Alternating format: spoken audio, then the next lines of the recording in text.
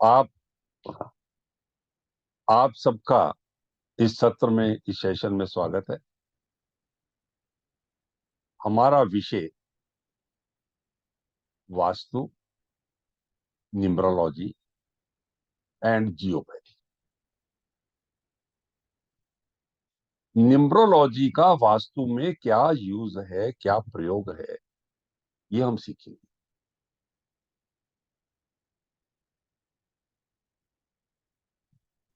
वास्तु हम बनाते हैं। वास्तु का मतलब यहां एक तरह से हम प्रॉपर्टी कह सकते हैं। हमें यह देखना पड़ेगा कि क्या प्रॉपर्टी हमारे किस्मत में है या नहीं है, और अगर नहीं है तो उसे क्या एक्शन, क्या उपाय करके हम उसे अपने लिए बनाएं। ऐसा हम कर सकते हैं। हमारा जो काम है वो है कि जो मिला है उसको और बेटर कैसे करें। ना ना कि इसको तोड़ दो, उसको तोड़ दो, ऐसा कर दो, वैसा कर दो। जो मिला है उसको बेटर कैसे करें, और बने हुए घर को, बने हुए फ्लैट को हम कैसे अच्छे ढंग से यूज कर सकें। हमारा जो काम है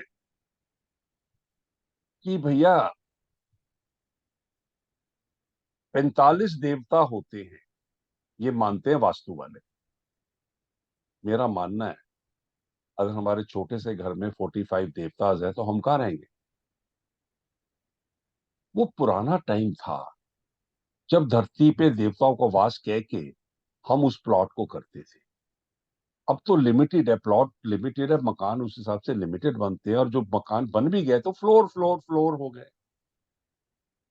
तो हमारा मेन फोकस है बने हुए मकान पे कैसे हम वास्तु ढंग से करें ताकि हम उसमें ढंग से रह पाए। ठीक है जी। हम अभी शेयर करेंगे, गणपति वंदना से शुरू करेंगे।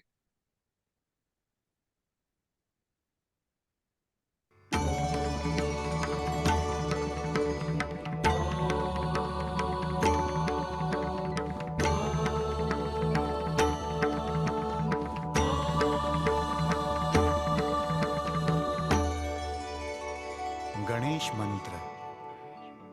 वक्रतुंड महाकाय सूर्यकोटि समप्रभ निर्विघ्नं कुरु मे देव सर्वकार्येषु सर्वदा। ॐ गं गणपतये नमो नमः। श्री सिद्धिविनायक नमो नमः।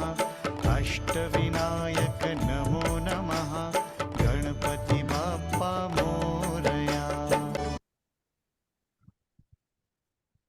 हम गणपति वंदना के बाद ये देख रहे हैं कि कोई सा भी प्लॉट हो, चाहे वहां फ्लैट्स बने हो, सोसाइटी बनी,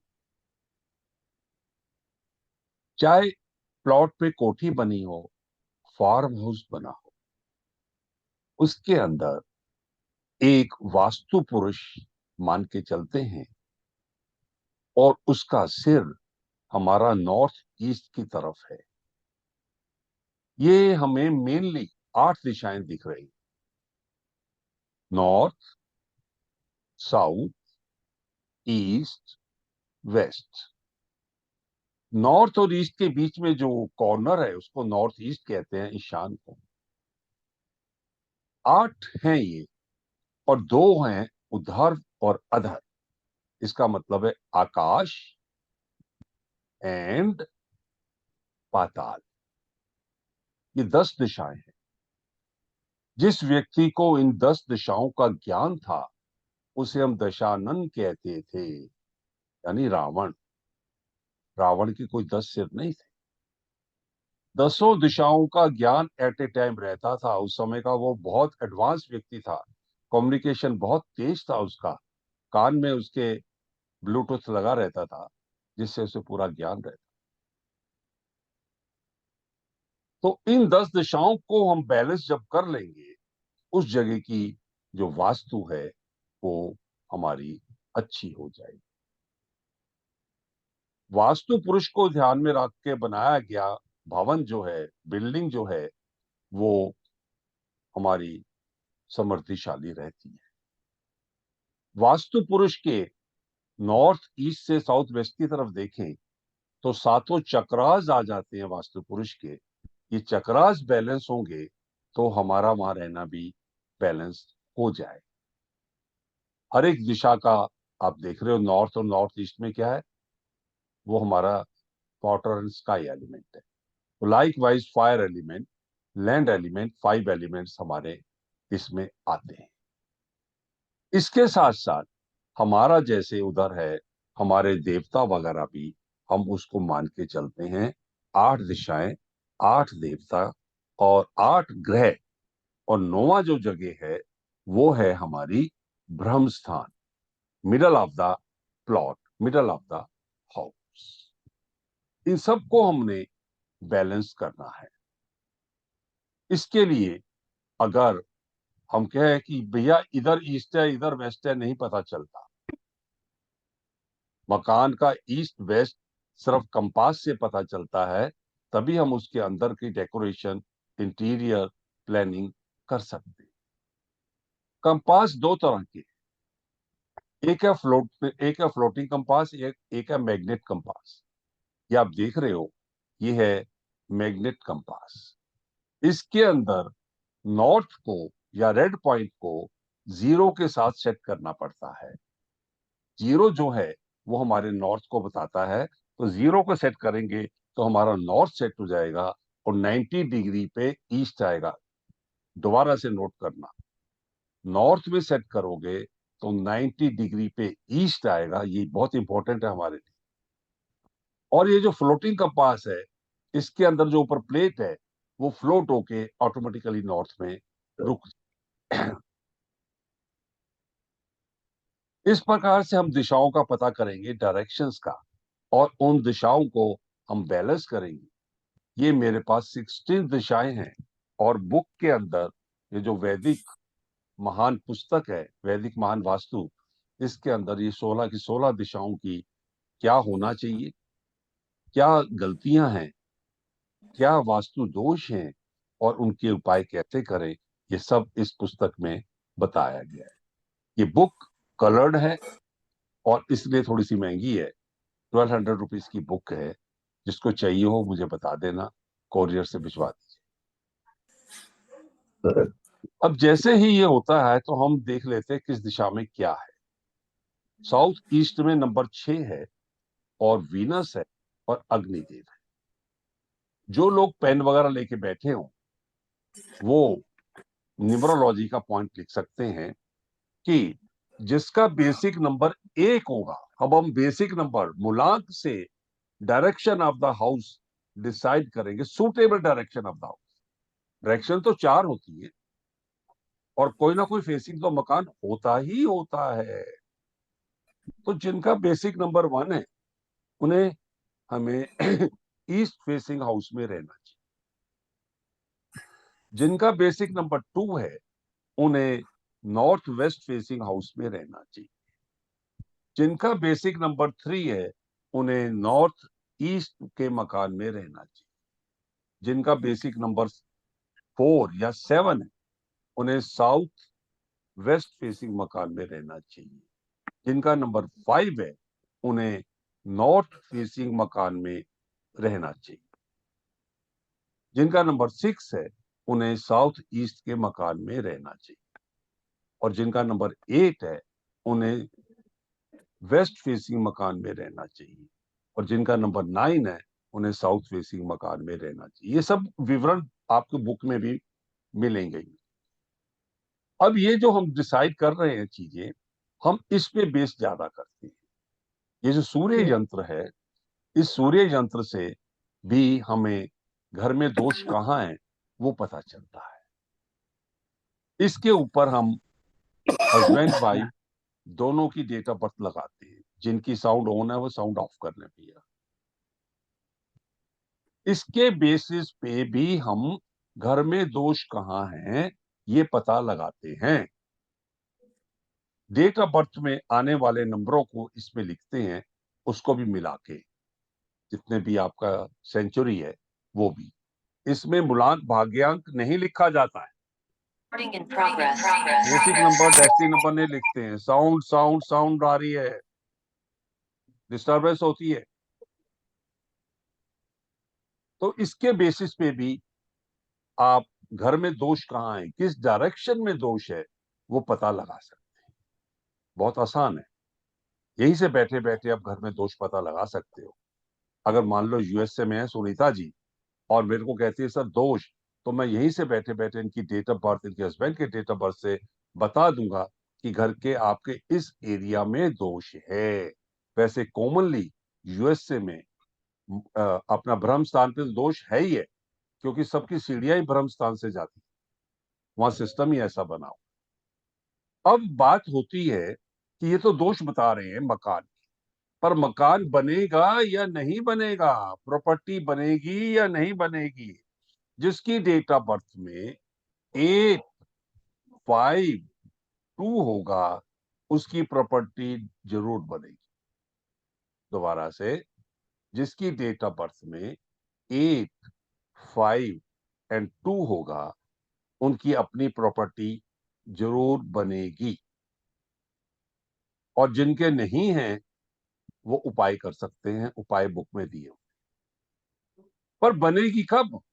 नेक्स्ट क्वेश्चन है कि कब बनेगी। जब मंगल की महादशा हो, मून की महादशा हो, वीनस की महादशा हो और जुपिटर की महादशा हो, और उसके अंदर सब पीरियड अंतरदशा हो, उसमें उनकी प्रॉपर्टी बनेगी ही बनेगी। इस एग्जाम्पल में भी ऐसा ही हुआ।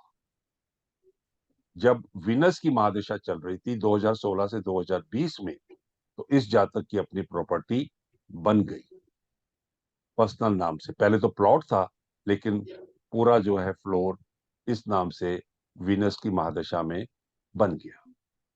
उसके बाद नेक्स्ट क्वेश्चन है कि क्या वो प्रॉपर्टी आपको सूटेबल है या नहीं। तो आपके बेसिक नंबर या डेस्टिनी नंबर के प्रॉपर्टी नंबर अगर फ्रेंडली है तो सूटेबल है, एनिमी है तो सूटेबल नहीं है, न्यूट्रल है तो ठीक ठीक है। ये सब भी आपको पुस्तक में मिलने वाला है, बुक में मिलने वाला है, ये चार्ट। और इसके अंदर हमने फ्रेंडशिप टेबल लगाया है एस्ट्रोलॉजी कि अगर 3 और 6 एनिमी है तो उनकी प्रॉपर्टी जो है वो न्यूट्रल है। इस प्रकार से भी हम प्रॉपर्टी का डिसाइड कर सकते हैं कि वो प्रॉपर्टी हमें सूट करेगी या नहीं करेगी। हम यही बेसिक फोकस कर रहे हैं, वास्तु और न्यूमरोलॉजी का टॉपिक है। वास्तु की डिटेल तो पूरी है बुक में, होम वास्तु, कमर्शियल वास्तु सब है, साइंटिफिक वास्तु। अब कई दफा प्लॉट में दोष कहाँ है ये हमारे शास्त्र बताते हैं। ये जो यहीं बैठे बैठे हम दोष बताते हैं, इसको लाल किताब में मकान कुंडली भी कहते हैं। यही बैठे बैठे हम प्लॉट का दोष बता सकते हैं। हम किसी पर्वत, किसी नदी का नाम सामने वाले से पूछेंगे और सामने वाला व्यक्ति जो बोलेगा उसका अगर पहला अक्षर आ गया तो हम देख लेंगे कि कौन से एरिया में यहाँ फॉल्ट है और उसका उपाय क्या करें, कैसे उसको दूर करें। ये भी सब पुस्तक में दिया हुआ है। आज का पर्पस तो आपको गाइड करना है कि आप कैसे इस बुक का यूज कर सकते हैं, कैसे इसका मैक्सिमम बेनिफिट ले सकते हैं। किसी की डेट ऑफ बर्थ में अगर 7 नहीं होता है, टोटल नहीं करना जैसे 25 का 257 नहीं, अगर डेट ऑफ बर्थ में 7 नहीं होता है तो उसके घर में पितृदोष है पक्का। तो पितृदोष की पूजा करवाएं या पितृ गायत्री मंत्र का जाप करें जिससे पितृदोष दूर हो। और उपाय है कि ब्राउन कलर के डॉग को बिस्किट्स खिलाएं, उससे भी पितृदोष दूर होता है। इस प्रकार आगे आगे हमारे महावास्तु वाले, उन्होंने डिग्री वाइज खूब बांटा और एरिया डिसाइड करे, जो कि प्रैक्टिकल लाइफ में हमारे लिए हमें वो करना थोड़ा मुश्किल लगता है। अब हम जो है उसके हिसाब से, हमारे जो प्लैनेट्स हैं उसके हिसाब से भी हम डिसाइड करते हैं कि कौन सा एरिया किस काम में आता है। और वास्तु अच्छा करने के लिए हम नवग्रह के पौधे और पेड़ लगाते हैं और उनसे बेनिफिट लेते हैं। लेकिन इन सब का बेनिफिट लेने के लिए आप जो हैं हमें कैसे उपाय करें बताता हूं। ये सूर्य यंत्र है, इसके बेसिस पे मैंने कहा ना घर पे दोष कहाँ है। इस चार्ट में देखो, जहां एक हो रखा है वो दोष दूर हो गया दूसरे की वजह से। Again request is please mute your self. हाँ, साउंड आ रही है बीच में। इसमें आप देखिए, हस्बैंड की डेट ऑफ बर्थ में 8 नहीं है, वाइफ के है, तो वो दोष दूर हो गया। जहां क्रॉस लगा है इनके यहां दोष है, यानी इनके वेस्ट एंड साउथ ईस्ट में दोष है। इन दोष का क्या नुकसान है ये भी बुक में लिखा है। सिंपल सा मान लो, अगर घर के ईस्ट में दोष है तो बेटे की और बाप की बनेगी नहीं, ये एक सिम्टम है। साउथ वेस्ट में दोष है तो दादा दादी नाना नानी के साथ नहीं बनेगी। ये सारे सिम्टम्स उसमें दिए हुए हैं। अभी मेजरली क्या उपाय कर सकते हैं? मेजरली उपाय है कि नवग्रह यंत्र आप घर के ईस्ट में लगाएं। अभी मैंने कंपास में क्या बोला था कि जीरो की तरफ फेस करें तो आपके राइट हैंड पे 90 डिग्री पे ईस्ट आता है। तो ये पूरा नवग्रह यंत्र जिसके अंदर ये नवग्रह बने हुए हैं, ये नंबर्स हैं, ये आप ईस्ट में लगाएं। मेटल में मिल जाता है बड़ा, 12 इंच 14 इंच में। इसको फ्रेम करके आप ईस्ट में लगा सकते हैं। इससे घर में जो ग्रह दोष हैं वो दूर होते हैं। अगर आपको लगता है कंस्ट्रक्शन गलत बनी हुई है तो गलत कंस्ट्रक्शन के लिए वास्तु दोष निवारण यंत्र भी लगा सकते हैं। ये सब पुस्तक में लिखा है कि कौन सा यंत्र किस काम के लिए है। अगर आपको लगता है ग्रह में भी दोष है और दिशाओं में भी दोष है तो संपूर्ण वास्तु यंत्र लगा सकते हैं। ये सारे यंत्र ईस्ट वॉल पे लगेंगे, सब एक लगेगा। तीन में से एक, या तो नवग्रह या वास्तु दोष या संपूर्ण वास्तु यंत्र।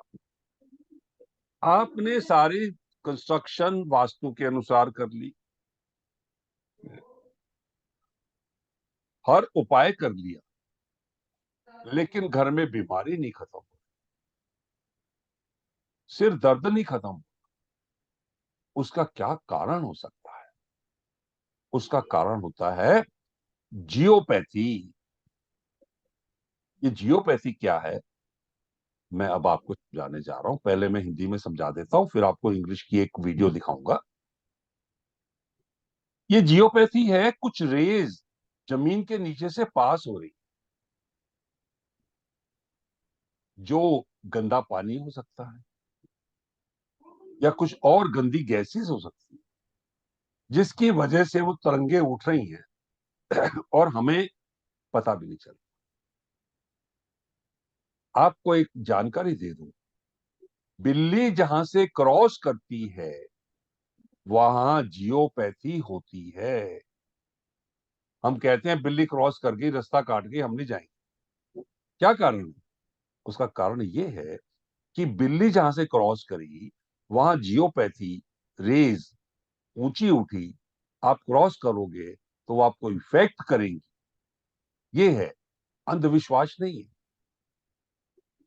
हम कहते हैं कोई और निकल जाए या 2 मिनट बाद चलो, उसका कारण होता है 2 मिनट में वो शांत हो जाती है, हम वहां से क्रॉस कर जाते हैं। गाय और कुत्ता जहां बैठते हैं वहां जियोपैथी कभी नहीं।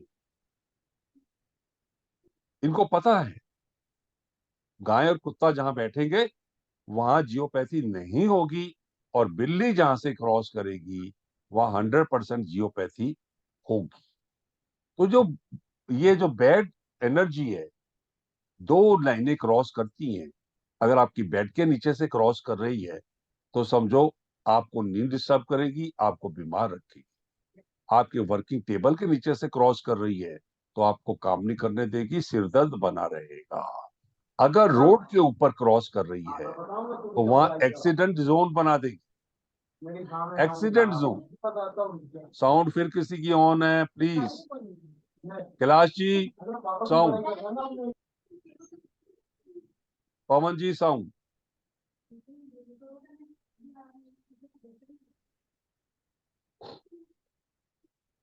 ये जो है हमारा, जहां से वो क्रॉस करे,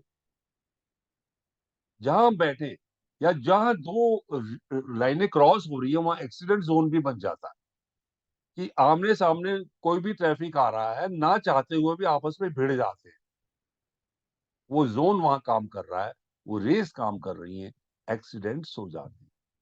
जिस पेड़ के नीचे से क्रॉस करती है वो पेड़ भी सूख जाता है। ये कुछ चीजें हैं जो अभी आपको वीडियो में सुनने को और देखने को मिलने वाली हैं। उसके बाद फिर मैं आगे आपसे चर्चा करता हूँ। Geopathic stress. The term geopathic is derived from the Latin term geo, meaning earth, and pathic, meaning stress. Lines of this energy are referred to as geopathic stress lines. The earth has a natural electromagnetic field that is at a frequency of roughly 7.8 Hz, the swarm resonances. This field gets distorted at geopathic zones where the frequency changes to a level that is harmful to most humans. In worst cases, it is understood to go as high as 250 Hz. Causes of geopathic stress. There are various causes for geopathic stress such as underground earth cracks, underground contaminated water flow, underground mineral deposits, underground cavities, etc. Those radiations emanate from the earth layers are as follows. Effects of geopathic stress on various factors. If geopathic lines pass under houses, the effects will be as follows. If geopathic lines pass through our premises, and if accidentally two lines cross at a point, then that point is noted as a disease-prone zone. If we spend 8 hours continuously at the same place, it would lead to various diseases like sleep disorders, restlessness, infertility, exhaustion, fatigue, or loss of strength, and cancer. If geopathic lines pass under roads, the effects will be as follows.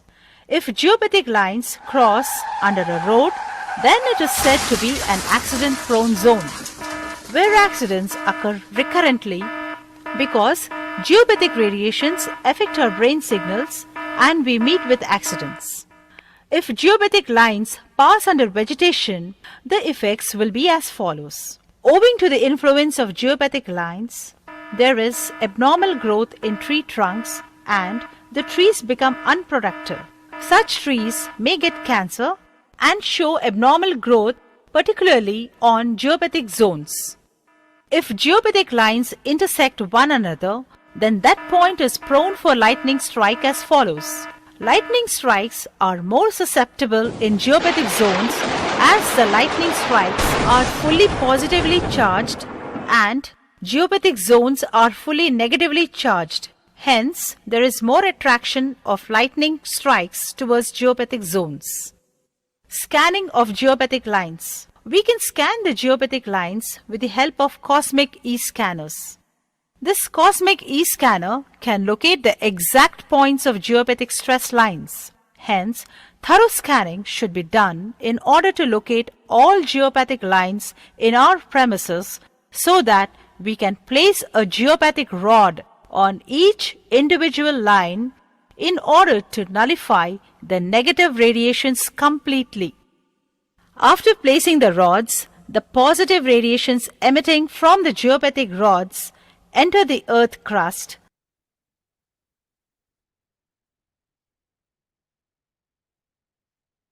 आपने देखा कि हम इसमें कैसे पता लगा सकते। ये जो स्कैनर है आप देख रहे हैं, इस स्कैनर से वो लाइनें पता चलती हैं और उन लाइनों को रोकने के लिए हम वहां पे रॉड्स लगाते हैं। रॉड लगाने से वो लाइनें रुकती हैं और हमें उससे रिलीफ मिलता है। तो इस प्रकार जो है आप देख रहे थे कि कैसे जियोपैथी हमें डिस्टर्ब करता है। अच्छी वास्तु हो गई, आपका सब सूटेबल है।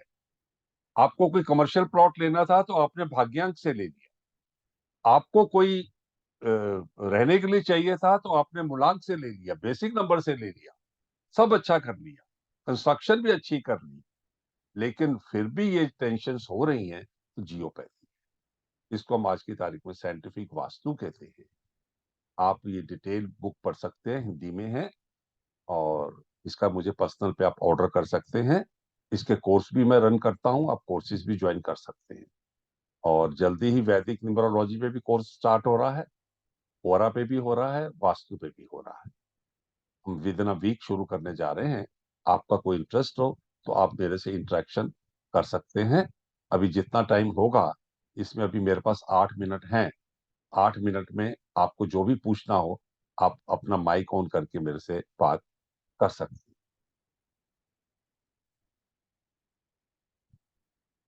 हाँ जी, एनी क्वेश्चन फ्रॉम एनीबडी? या जितना मैंने बताया सब समझ में आ गया? ऐसा लग रहा सब समझ में आ गया राकेश कपूर जी। ये थम्स अप कर दिया, लग रहा कि जितना समझाया उतना समझ में आ गया। अगर आपने वैदिक न्यूमरोलॉजी नहीं पढ़ी तो आज ही पढ़े, you will get the results. वैदिक न्यूमरोलॉजी सिर्फ एक ऐसी है जिससे आपको सॉल्यूशंस मिलने वाले हैं, प्रॉब्लम्स डायग्नोज होने वाली हैं, और रेमेडीज होने के बाद आगे अच्छा चलने वाला है। आपकी प्रैक्टिस है, वहां से आप बहुत कुछ बता सकते हैं एस्ट्रोलॉजी की तरह।